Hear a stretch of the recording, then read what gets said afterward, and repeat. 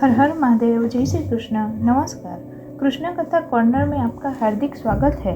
आज हम मार्गशीर्ष मास में आने वाले शिव प्रदोष व्रत के महत्व और उसकी विधियों पर चर्चा करेंगे। यह पवित्र व्रत जीवन में सुख, शांति और समृद्धि लाने वाला माना गया है।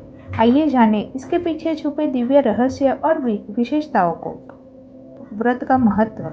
मार्गशीर्ष माह, जिसे अग्रहायण भी कहा जाता है, भारतीय पंचांग में अत्यंत पवित्र माना गया है। इस मास का शिव प्रदोष व्रत विशेष रूप से फलदायी है। इस व्रत को रखने से अनेक आध्यात्मिक और सांसारिक लाभ प्राप्त होते हैं। चलिए शुरू करते हैं शुक्रवार त्रयोदशी प्रदोष व्रत की वार्ता। शुक्रवार त्रयोदशी प्रदोष व्रत पूजा विधि सोम प्रदोष के समान ही है। इसमें श्वेत रंग खीर जैसे पदार्थ ही सेवन करने का विशेष महत्व होता है।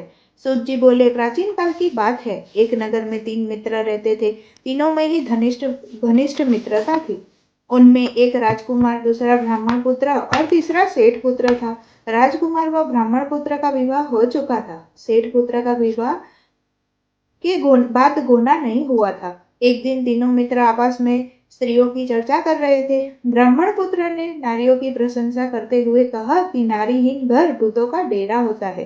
सेठ पुत्र ने यह वचन सुनकर अपनी पत्नी को लाने का तुरंत निश्चय किया।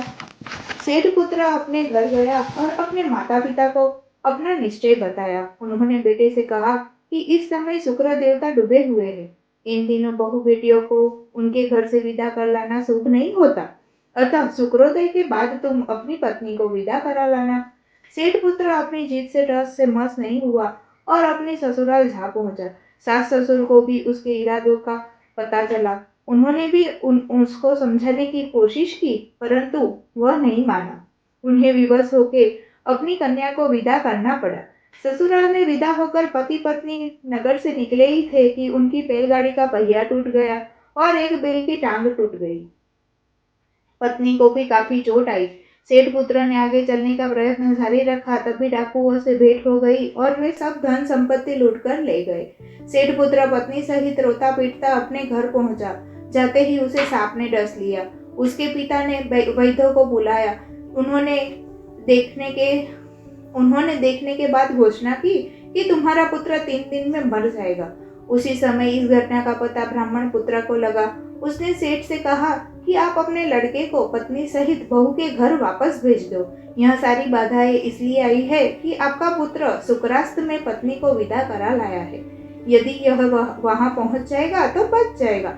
सेठ को ब्राह्मण पुत्र की बात जच गई और अपने पुत्र वधू को वापिस लौटा दिया। वहां पहुंचते ही सेठ पुत्र की हालत ठीक होनी आरंभ हो गई। शेष जीवन सुख आनंद पूर्वक व्यतीत किया और अंत में वह पति पत्नी दोनों स्वर्ग लोक को विमान द्वारा गए। शिव प्रदोष का व्रत रखें और भगवान शिव की असीम कृपा पाए। अगर आपको यह वीडियो पसंद आया हो तो लाइक करें, शेयर करें और सब्सक्राइब करना ना भूलें।